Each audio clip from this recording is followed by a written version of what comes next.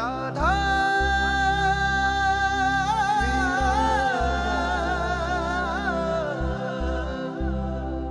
राधे राधे दोस्तों, आप सभी का स्वागत है मेरे इस वीडियो में। आज के इस वीडियो में जानेंगे कि हमारे पुण्यों का फल हमें क्या प्राप्त होता है और कैसे प्राप्त होता है। तो कहते हैं गांव में एक बार एक ब्राह्मण और एक ब्राह्मणी रहते थे और उनका घर भिक्षा से ही चलता था। ब्राह्मण हमेशा भिक्षा मांगने जाते थे और कभी ऐसा होता था कि उनको कई दिन तक भिक्षा भी नहीं मिलती थी। तो उन्होंने सोचा कि ब्राह्मणी ने भी कहा कि आज तो हमारे घर में है कुछ भी, तो अगले दिन से हमारे घर में तो कुछ भी नहीं है। तो ब्राह्मण ने कहा क्या किया जाए, क्योंकि गांव में भी अब भिक्षा नहीं मिल रही है। तब ब्राह्मणी ने कहा कि क्यों ना यहाँ के राजा के पास आप चले जाओ, क्योंकि राजा तो पुण्य खरीदता है। तो फिर ब्राह्मण ने भी सोचा कि ये बात तो सही है, तो उसके बदले, पुण्यों के बदले वो हमें पैसे भी दे देगा थोड़े।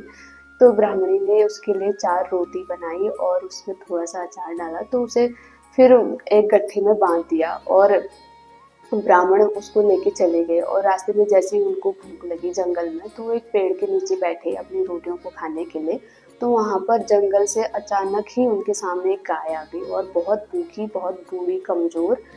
तो रोने लगी जोर जोर से गाय। तो उन्होंने सोचा कि इसको तो बहुत भूख लगी है, तब उन्होंने एक रोटी उसको दे दी और फिर गाय उसको चट से खा गई और फिर रोने लगी। तब उन्होंने दूसरी रोटी भी दे दी और फिर भी गाय रोने लगी। तब उन्होंने तीसरी भी दे दी और चौथी भी दे दी, क्योंकि गाय आंसू, फिर उसके आंसू निकल रहे थे। तो उन्होंने कहा इसको तो बहुत भूख लगी है। तब उन्होंने फिर थोड़ी सी घास तोड़ी और एक गट्ठे बांध कर उस गाय के सामने डाल दी और गाय वो भी खा के वहाँ नदी में पानी पी के फिर गाय वहाँ से चली गई। तब उन्होंने भी थोड़ा सा अचार खाया और उसके साथ पानी पिया। उसके बाद तो वो भी वहाँ से चले गए और राजा के राजमहल में पहुँचे। तो उन्होंने राजा से कहा कि मैं अपने पुण्य को बेचने के लिए आया हूँ, उसके बदले मुझे कुछ धन संपदा चाहिए। तो अब राजा ने कहा ठीक है, तुम अपने पुण्य को बेच सकते हो। और उन्होंने अपनी पत्नी को बुलाया, क्योंकि उनकी पत्नी बहुत बड़ी पतिव्रता नारी थी। तो वो देख जाती थी, उनको उसको ज्ञान था कि किसका क्या पुण्य है और क्या फल प्राप्त होगा उसे।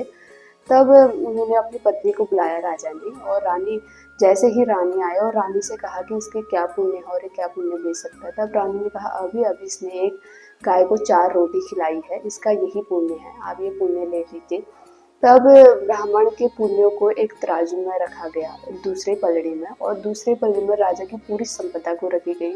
उसका जितना भी राजकोष का धन, सोना चांदी, जितना भी था आभूषण, वो सब एक तराजू में तोला। तो फिर भी पुण्य का भार नीचे था, क्योंकि उसका भार ऊपर था, जो भी राजा की संपदा थी, फिर भी वो उसकी बराबरी नहीं कर रहा था। पर ब्राह्मण को लगा कि मेरे पुण्यों का भार इतना ज़्यादा है कि राजा की संपदा भी उसके सामने कुछ भी नहीं है। तब उसने कहा मैं नहीं बेचना चाहता अपने पुण्य को, और वो वहाँ से चला गया। उसने कहा मुझे मेरे पुण्यों को वापस दे दो और मुझे नहीं बेचना है। तो ब्राह्मण वहाँ से चला गया। और फिर जैसे ही ब्राह्मण गया, राजा ने अपनी पत्नी से पूछा कि इसके 4 रोटियों का भार इतना ज़्यादा मेरी पूरी संपदा से ज़्यादा है। तब रानी ने समझाया कि कोई अगर किसी को भोजन करा दे, वो खुद भी भरपेट हो, किसी को भोजन करा दे, तो उसमें कोई बड़ी बात नहीं है, क्योंकि इसमें ये बड़ी बात थी कि वो खुद भी भूखा था और उसने भूखे होते हुए भी दूसरे की भूख को मिटाया। इसलिए उसके पुण्य का भार इतना ज्यादा हो गया। राजा की संपदा, जितनी भी संपत्ति थी, उसके सामने कुछ भी नहीं थी। तो उसका भार इतना ज़्यादा हो गया। इसलिए रानी ने समझाया कि इसने अपनी फिक्र नहीं की, फिर भी इसने दूसरे का हित सोचा, इसलिए इसके पुण्यों का भार इतना ज़्यादा है। तो आज की इस कथा यहीं पे समाप्त करते हैं। आपको ये कथा कैसी लगी कमेंट बॉक्स में ज़रूर लिखें। फिर मिलते हैं एक नई वीडियो के साथ, नई स्टोरी के साथ। लाइक करें, चैनल को सब्सक्राइब करें। श्री राधे राधे जरूर बोलें।